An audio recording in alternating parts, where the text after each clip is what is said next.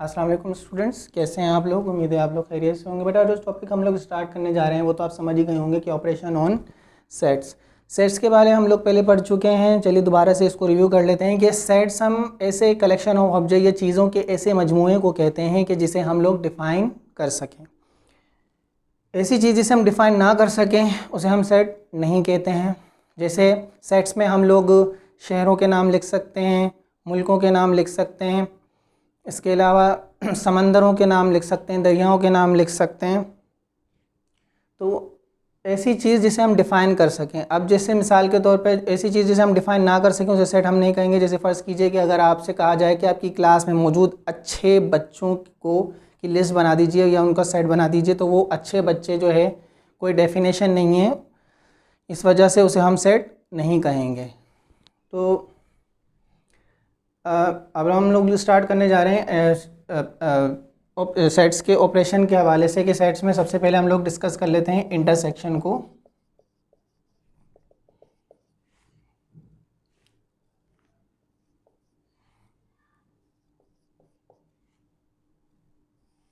Intersection of sets. तो intersection में तो आप जानते हैं कि अगर एक सेट इस तरह से है कि 1 2 3 सेट्स में एलिमेंट हैं और यहाँ पर कुछ एलिमेंट हैं यहाँ जैसे 3 4, तो अगर आपसे कहा जाए कि ए इंटरसेक्शन बी इसका मालूम कीजिए, तो वो कुछ यूँ होगा कि पहले आप ए का सेट रखेंगे जिसमें 1 1 2 3 और इसी तरीके से इंटरसेक्शन 3 4। इन दोनों सेट्स में आप जानते हैं कि इंटरसेक्शन में जो दो कॉमन दोनों सेट्स में हम देखते हैं कि कॉमन जो है वो एलिमेंट क्या है। कॉमन एलिमेंट हमारे पास 3 है, तो ये ही हमारा जो है वो इंटरसेक्शन होगा। अच्छा, इंटरसेक्शन के हवाले से कुछ पॉसिबिलिटीज़ हैं जो वो आप जहन में रखिएगा कि पहली पॉसिबिलिटी ये है कि अगर ए इंटरसेक्शन बी जो है कोई एम्प्टी सेट आए या खाली सेट आए, तो इसका मतलब ये है कि इन दोनों सेट्स में जो एलिमेंट है वो सेम नहीं है। और जो जब आपका इंटरसेक्शन अगर एम्प्टी आ जाए तो इसी कंडीशन को हम डिसजॉइंट बोलते हैं। फ़र्ज़ कीजिए कि अगर आपके पास एक सेट है इस तरीके से 1 2 3 और एक सेट बी है, यहाँ पर एलिमेंट है 4, तो ज़ाहिर है जब आप इनका इंटरसेक्शन करेंगे तो ये एम्प्टी आएगा क्योंकि इन दोनों सेट्स में एलिमेंट कोई भी सेम नहीं है, तो इस वजह से ये डिसजॉइंट कंडीशन है। इसी तरीके से दूसरी पॉसिबिलिटी आप देख लीजिए कि अगर ए इंटरसेक्शन भी आप कर रहे हैं तो यहाँ पर कोई भी सेट सी या कोई भी इनमें या इन दोनों सेट्स में कोई भी जो एलिमेंट्स हैं कुछ एलिमेंट जो हैं वो सेम हैं, तो और सेट जो है वो इसका खाली नहीं आ रहा है, एक सी सेट आ रहा है या कोई भी सेट ऐसा सेट आ रहा है कि जिसमें कुछ एलिमेंट यहाँ पर ओवरलैपिंग कर रहे हैं, तो उस सेट्स को हम सी का नाम दे देंगे। और इसी कंडीशन में ये जो सेट होगा वो खाली नहीं होगा, यानी कुछ ना कुछ एलिमेंट तो मिल ही रहे होंगे, तो यहाँ पर ये सेट एम्प्टी नहीं आएगा। इसी कंडीशन को हम लोग ओवरलैपिंग कंडीशन कहते हैं। तो आप फ़र्ज़ कीजिए कि अगर आपके पास एक सेट इस तरह कुछ इस तरह से समझ लीजिए कि 0 1 और एक सेट बी है इस तरीके से 1 2, तो जब इनका आप इंटरसेक्शन करवाएंगे तो यहाँ पर जो आप दोनों सेट्स में आप देख रहे हैं कि 1 यहाँ पर कॉमन है, तो ये ओवरलैपिंग हो रहा है। यहाँ पर एक एलिमेंट कॉमन जो है यहाँ पर कॉमन है, तो इसी कंडीशन ये तीसरी पॉसिबिलिटी है इसकी, और इस कंडीशन को हम लोग ओवरलैपिंग बोलते हैं। और इसी तरीके से एक तीसरी कंडीशन आप देख लीजिए कि अगर बी जो है वो प्रॉपर सबसेट है ए का, तो जब आप इंटरसेक्शन करवाएंगे ए इंटरसेक्शन बी में, तो यहाँ पर जो आपका इंटरसेक्शन आएगा वो बी आएगा। इसी तरीके से इसको आप इस तरह से समझ सकते हैं कि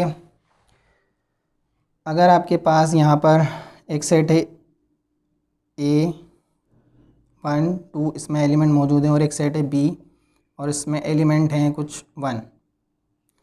तो आप ज़रा ये देखिए कि बी जो है वो प्रॉपर सबसेट है का, क्योंकि यहाँ से बी जो है बी में जो एक एलिमेंट ऐसा है जो ए में मौजूद है पर बी में नहीं है। ये प्रॉपर सबसेट की कंडीशन होती है कि कम से कम एक एलिमेंट ऐसा होना चाहिए यहाँ पहले में हो जो दूसरे में ना हो। तो ये एक तो प्रॉपर सबसेट हो गया बी ए का। और दूसरा जब आप इसका इंटरसेक्शन करेंगे तो वो ज़ाहिर है वो 1 ही आएगा, दोनों में सेम एलिमेंट जो है वो कॉमन एलिमेंट 1 है तो वो बी ही आएगा। इसी तरीके से इसको आप इस तरह से भी लिख सकते हैं कि ए अगर सबसेट है बी का तो जब आप इंटरसेक्शन करवाएंगे इंटरसेक्शन बी तो इसका जो इंटरसेक्शन आएगा वो ए आएगा। तो यहाँ पर आप एलिमेंट चेंज करके देख लीजिएगा, यहाँ पर 1 रख लीजिए और यहाँ पर 1 2 रख लीजिए। तो जो देखिए कि यहाँ पर ए जो है इसका प्रॉपर सबसेट हो गया है बी का, और जब आप इसका जो इंटरसेक्शन करवाएंगे तो ज़ाहिर है वो ए ही आएगा क्योंकि वो यहाँ पर कॉमन एलिमेंट जो है वो 1 है। तो ये कुछ पॉसिबिलिटीज़ थी इंटरसेक्शन में इसकी। तो इसकी कुछ डेफिनेशन है, अगर आपसे कहा जाए कि इसको डिफ़ाइन अगर किस तरह करें तो वो किस तरह से करेंगे। इफ़ ऑल एलिमेंट्स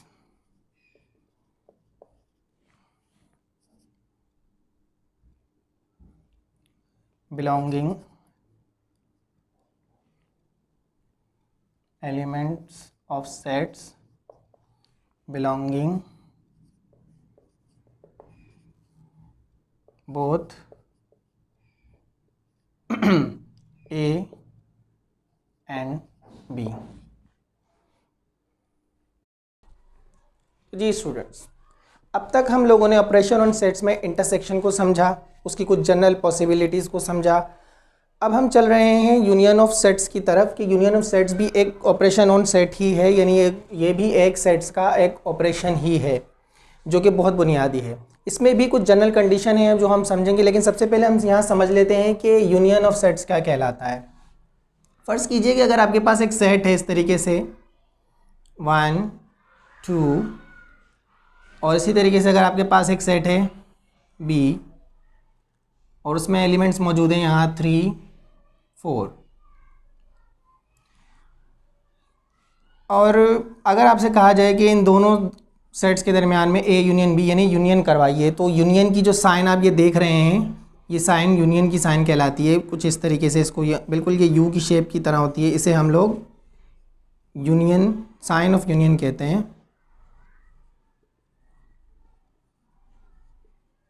तो ये चीज़ें ध्यान में रखिएगा। उससे पहले हम लोगों ने जब इंटरसेक्शन किया था तो हमने इंटरसेक्शन की शेप, जो इंटरसेक्शन की साइन है उसकी शेप को कुछ इस तरीके से हमने समझा था कि ये इंटरसेक्शन की साइन है तो ये साइन ऑफ इंटरसेक्शन कहलाती है, जो कि हम लोग यहाँ पीछे समझ चुके हैं। अब हम चल रहे हैं यूनियन की तरफ कि यूनियन किसे कहते हैं। यूनियन में हम लोग दो अगर आपसे दो यूनियन करने के लिए अगर आपको 2 सेट दिए गए हों, 2 से ज़्यादा दिए गए हों, 3 दिए गए हों, 4 दिए गए हों, तो इस कंडीशन में यूनियन में हम क्या करते हैं कि दोनों 2 सेट या 3 सेट या उससे ज़्यादा सेट्स को कि जो एलिमेंट्स होते हैं, यहाँ जो एलिमेंट्स हैं, यहाँ जो एलिमेंट्स हैं, उन्हें आप तरतीब से लिख देंगे। और अगर कोई एलिमेंट यहाँ रिपीट हो रहा है, जैसे 2 2 यहाँ रिपीट हो गया या 3 3 यहाँ रिपीट हो गया, तो उसे 1 टाइम ही लिखेंगे और बार बार रिपीटेशन जो है इसमें अलाउड नहीं होती है, इसे रिपीट नहीं करेंगे। तो इसी वजह से यहाँ पर 1 3 4 इन्हें तरतीब से आप एलिमेंट्स को आप लिख लेंगे। तो ये तो था यूनियन, तो कि बहुत ही आसान था। अब हम चलते हैं इसकी कुछ कंडीशंस पर कि अगर आपको कोई कंडीशन दी गई है इस तरीके से कि ए सबसेट है ए यूनियन बी का एंड बी सबसेट है ए यूनियन बी का। अब हम लोग पीछे लेक्चर्स में इस चीज़ को समझ चुके हैं कि सबसेट किसे कहते हैं। सबसेट हम ऐसे जो है सेट को कहते हैं कि जहाँ पर कोई भी जो सेट है जो पहले सेट दूसरे सेट से निकल के बनाओ, या अगर हम इस तरीके से कहें कि यहाँ पर एक सेट है इस तरीके से 1 2 3 और एक सेट यहाँ पर इस तरीके से है कि बी का सेट और इसमें एलिमेंट कुछ मौजूद है यहाँ 1 और 3। तो अब ज़रा ध्यान से देखिएगा कि जो बी सेट है ये किस में से निकल के बना है, ए में से निकल के बना है, यानी कि बी के जो सारे एलिमेंट हैं वो ए में मौजूद है, तो बी जो है वो सबसेट कहलाएगा ए का। तो ये चीज़ हम पहले समझ चुके हैं, लेकिन हम यहाँ मैंने थोड़ा रिव्यू कर दिया है। तो अब आपके कुछ बात समझ में आएगी कि पहली कंडीशन, यहाँ हम लोग पहली जो है कंडीशन समझ रहे हैं। तो पहली कंडीशन में इसने कहा है कि ए सबसेट है ए यूनियन बी का और बी सबसेट है ए यूनियन बी का। तो आप ज़रा इस क्वेश्चन को ही देख लीजिए जो हमने अभी सॉल्व किया है। आगे जो है ज़रूर मज़ीद इसको डिस्कस करने की ज़रूरत ही नहीं है, यहाँ आपको ये बिल्कुल आसानी से समझ में आ जाएगी कि अगर आपके पास ए सेट था जिसमें एलिमेंट थे 1 2 और एक सेट बी था जिसमें एलिमेंट थे 3 4 और हमने इनका यूनियन करवाया। जब यूनियन करवाया तो ए यूनियन बी जो है हमारे पास आया 1 2 3 4। तो अब ज़रा ध्यान से देखिएगा कि जो ए है वो सबसेट है किसका, ए यूनियन बी का। ये कंडीशन कुछ समझ आई आपको? जी बिल्कुल, आप समझ आ गई होगी।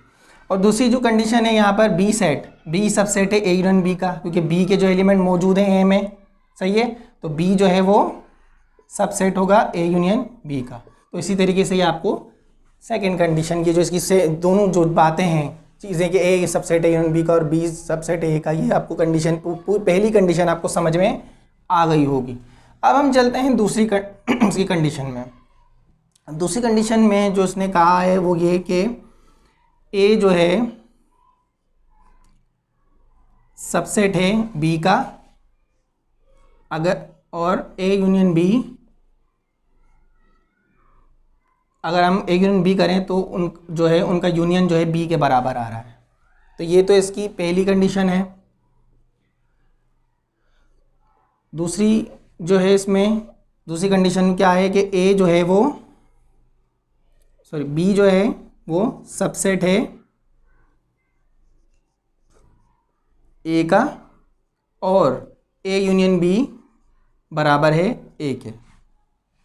तो अब पहले हम ज़रा बात कर लेते हैं इसकी जो पहली कंडीशन है, यानी दूसरी जो है इसकी पहली जो सब कंडीशन है उस पर बात कर लेते हैं कि अगर ए जो है सबसेट है बी का, तो ए के एलिमेंट हम यहाँ पर रख लेते हैं कि 0 है। एलिमेंट यहाँ जो है ए का सेट जो है 0 है और बी के जो सेट्स में एलिमेंट हैं वो क्या हैं 0 और 1। तो यहाँ एक चीज़ तो आपके समझ में आ गई होगी बात यहाँ कि ए जो है वो सबसेट है बी का, यानी ए के में जो एलिमेंट है वो बी में मौजूद हैं। ठीक है, यहाँ तक तो बात आपके समझ में आ ही गई होगी। अब हम इनका ए यूनियन बी कर लेते हैं जो कि हमें यहाँ बोला गया है ए यूनियन बी। तो जब आप इनका ए यूनियन बी करेंगे तो यहाँ पे 0 और 1, यूनियन में हम लोग जब रिपीट होते हैं एलिमेंट तो उन्हें 1 टाइम ही लिखते हैं, डबल डबल यानी रिपीटेशन अलाउड नहीं होती, तो इसलिए इन्हें 2 बार नहीं लिखेंगे। तो आप ज़रा ध्यान देखिए कि ए यूनियन बी जो आया है वो क्या आया है, बी नहीं आया है। तो आपकी ये कंडीशन भी आपके समझ में आ गई होगी अब बड़ी आसानी से। चलिए अब इसकी दूसरी जो सब कंडीशन है इस पर चलते हैं कि इसने क्या कहा, बी जो है वो सबसेट है ए का। तो हम क्या करते हैं, यहाँ पर ए के सेट में एलिमेंट रख देते हैं 0 1 और यहाँ पर बी का जो सेट होगा वो 0, यानी बी जो है वो सबसेट है किसका, ए का। यहाँ तक तो चीज़ कंडीशन आपकी समझ में आ गई होगी। अब हम चलते हैं यहाँ इनके यूनियन की तरफ। जब हम इनका ए यूनियन बी करवाएंगे जो कि हमें यहाँ कहा गया है, तो वो हमारे पास क्या आएगा 0 1। 2 बार 0 आया तो 1 टाइम ही लिखेंगे, रिपीटेशन अलाउड नहीं होती। तो हमारे पास जो है ए यूनियन बी क्या आया है, ए आया, यानी ये आपको ये कंडीशन भी बआसानी समझ में आ गई होगी। अब हम चलते हैं इसकी तीसरी जनरल कंडीशन पर कि वो क्या है, वो है कि ए यूनियन बी बराबर है ए इंटरसेक्शन बी के।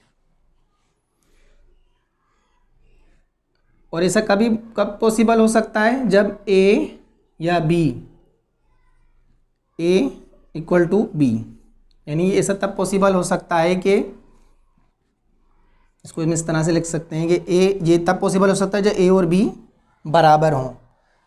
अगर हम ए का सेट यहाँ पर फ़र्ज़ कीजिए कि एलिमेंट रख लेते हैं यहाँ पर 1 2 और बी के सेट्स के एलिमेंट यहाँ रख लेते हैं हम क्या, वो भी ए और बी बराबर है वो भी हम रख लेते हैं 1 और 2।